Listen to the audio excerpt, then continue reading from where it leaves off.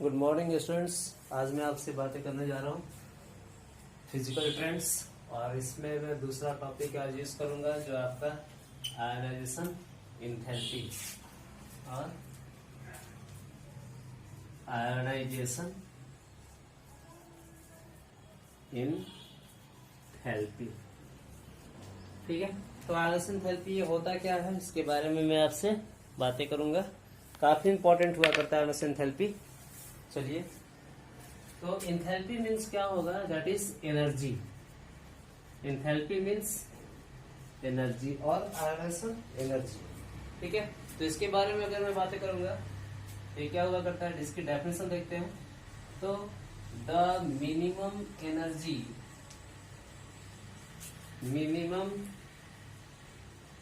Energy required to emit electron from isolated gaseous atom। yes, तो atom कैसा होना चाहिए, atom should be gaseous and isolated, और दूसरी बात मिनिमम एनर्जी, तभी आपका क्या होगा, आयनाइजेशन एंथैल्पी होगा। इस डेफिनेशन के बारे में बात कर रहा हूं। मान लीजिए सपोज सोडियम है, तो सोडियम अगर मेरे पास सॉलिड है तो सॉलिड को मैक्सिमम एनर्जी देना पड़ेगा, तो कन्वर्ट किस में होगा, sodium in liquid. Again temperature दिया तो अगेन किस में कन्वर्ट होगा, sodium as gas. Then electrons emit, मतलब गैसियस फेज में लाने के बाद इलेक्ट्रॉन हम क्या कर सकते हैं, इमिट करा सकते हैं। काफी इंपॉर्टेंट है, किसी भी एटम को गैसियस में लाना, उसके बाद इलेक्ट्रॉन को इमिट कराना, तभी मेरा क्या होगा, आयनाइजेशन एंथैल्पी होगा। बात है क्लियर? ओके, अब मैं एग्जांपल की बातें करता हूं। चलिए कुछ एग्जांपल्स देखते हैं। जैसे मान लीजिए मेरे पास एटम है, आयनाइजेशन एंथैल्पी। तो मिनिमम एनर्जी की बात करेंगे। जब भी मैं आपसे बातें करूंगा तो मैं आपसे मिनिमम एनर्जी की बातें करूंगा, बहुत ही मिनिमम एनर्जी। सपोज मान लीजिए मेरे पास एक एटम है, न्यूक्लियस, और ये आउटर में इलेक्ट्रॉन है। ठीक है, ऐसे कुछ बनाऊंगा। तो अगर इलेक्ट्रॉन मेरे पास जितने बाहर होंगे उतने न्यूक्लियस के इनसाइड भी होंगे। 2 4 2 6 है, तो 6 इसमें प्रोटॉन और 6 इलेक्ट्रॉन है।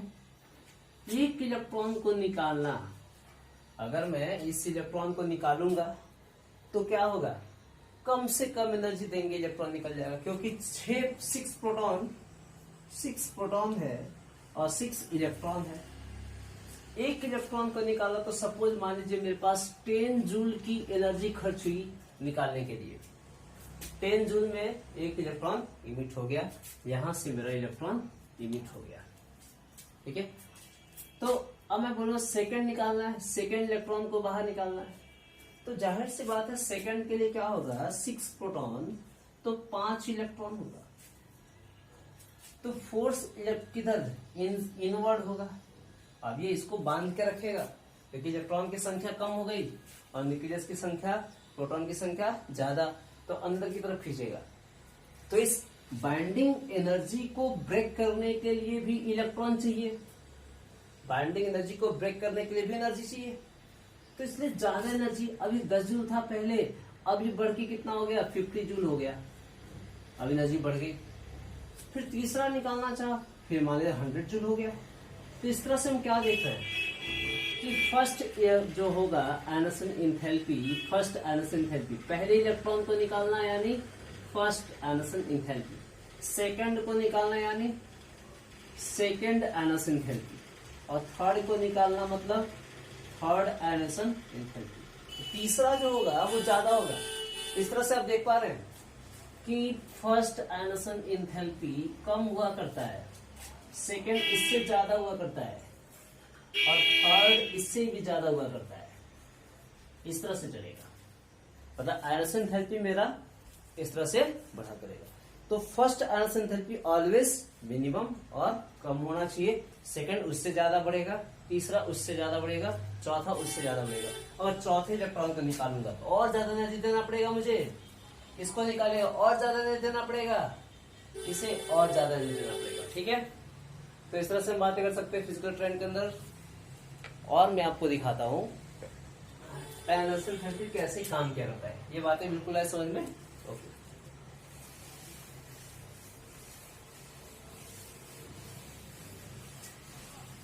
तो आयनस एंथैल्पी किसी भी मेटल के लिए कुछ पॉइंट्स नोट कर लेंगे।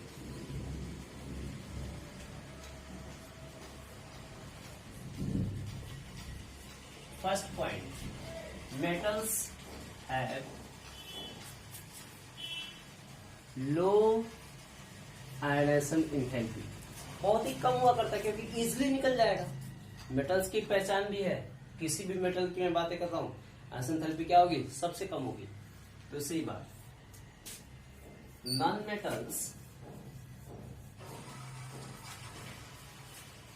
Metals have high ionisation enthalpy, इससे ज्यादा होगा।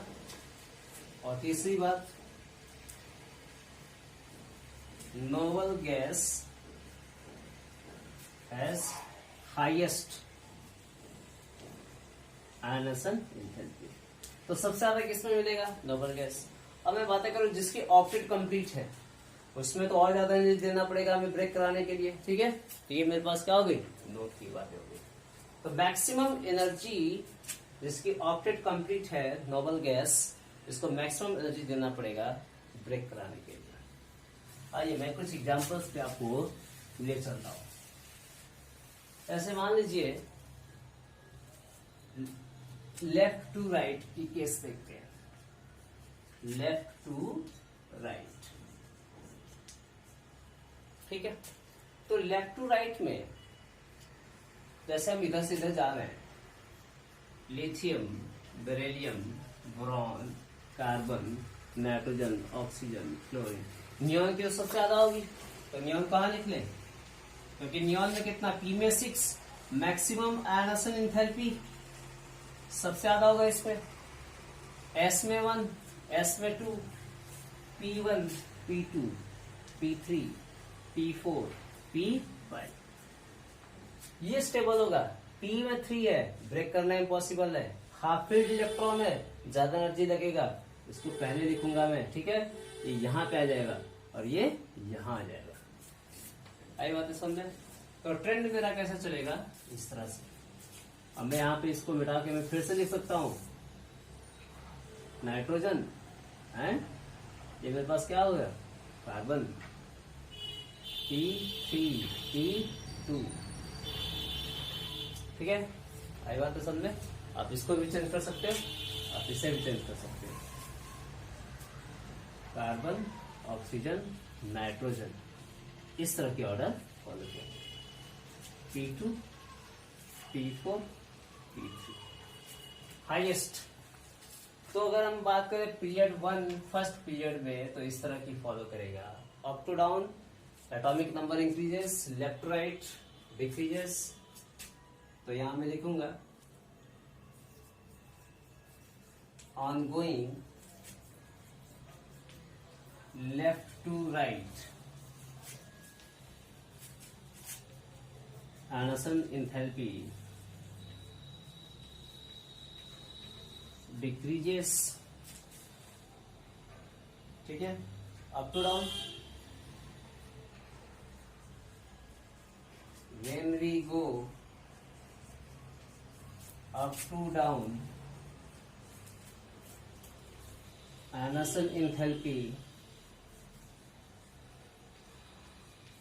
इंक्रीजेस। तो आयनसन एंथैल्पी क्या होगा, बढ़ेगा। ठीक है, ये बातें बिल्कुल आप याद रखेंगे। चलिए मैं कुछ एग्जांपल की बातें करता हूं।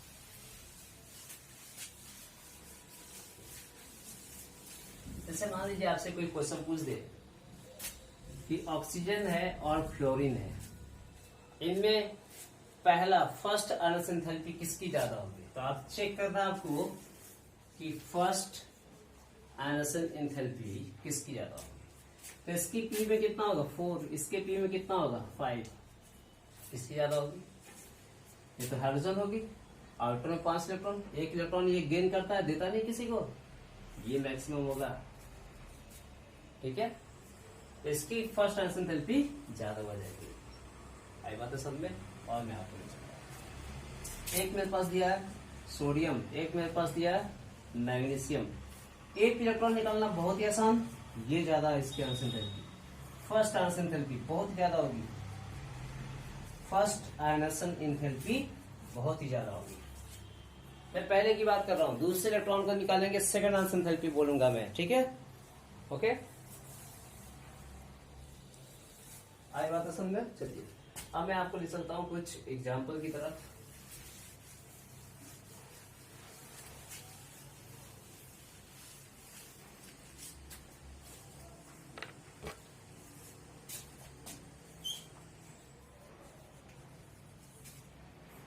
Arrange the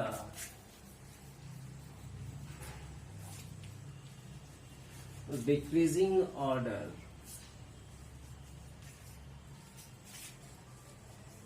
of ionisation first ionisation enthalpy.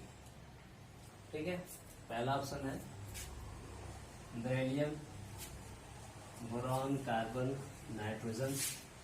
दूसरा ऑप्शन है सोडियम, मैग्नीशियम, एल्युमिनियम, सिलिकॉन। तीसरा ऑप्शन है scandium, titanium, vanadium, chromium.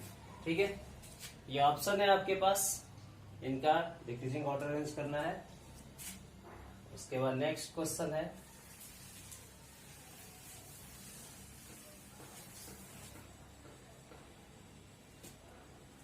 Question number 2।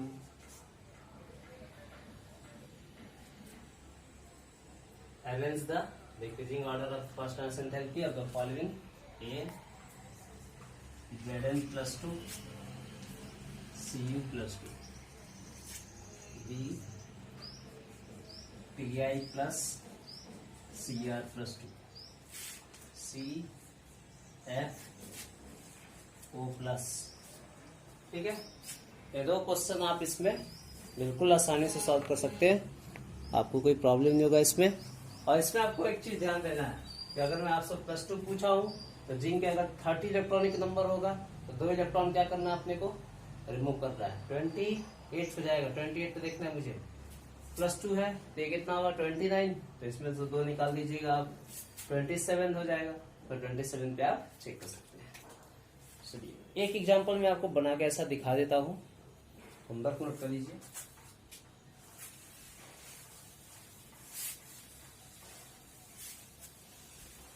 ऐसे मान लीजिए मेरे पास एक क्वेश्चन दे रखा है, सपोज Zn+2 Na+2। ठीक है, Zn+2 का मतलब क्या होगा, आउटर सेल में बनाऊंगा, इलेक्ट्रॉनिक कन्फिगरेशन देखिएगा, Ar4s0 3d10 for zinc atom, for Fe atom Ar4s0 and 3d how much 6। तो D में कितना 10 कंप्लीटली फिल्ड, और D में कितना 6 हाफ फील्ड, हाफ फील्ड से भी थोड़ा ज्यादा है। तो कंप्लीटली फील्ड है, इसका मतलब इलेक्ट्रॉन इसका निकालना क्या होगा, मुश्किल। तो जिंक के क्या होंगे, आयनसन एंथैल्पी ज्यादा होंगे। तो क्या आ रही बात है सब में? यहां पे लिख सकते हैं ionisation enthalpy of zinc is greater, zinc का क्या होगा, आयनसन एंथैल्पी ज्यादा होगा। ओके, इस तरह से आप किसी का भी निकाल सकते हैं। आप पहले कन्फिगरेशन, इलेक्ट्रॉनिक कन्फिगरेशन लिखेंगे, उसके बाद में चेक करेंगे। तो मैं आपको एक चीज और बता दूं यहाँ पे नोट पे, कि अगर P में 3 हो, P में 6, D5, D10, तो इन सब की क्या होगी, आयनसन एंथैल्पी ग्रेटेस्ट होगी। तो इनकी जो आयनसन एंथैल्पी होगा वो बहुत ही ज्यादा हुआ करेगा। ये आप चेक करेंगे किसी के लास्ट में ऐसा है कि नहीं है। ठीक है, अगर ऐसा है तो आप चेक कर सकते हैं बिल्कुल।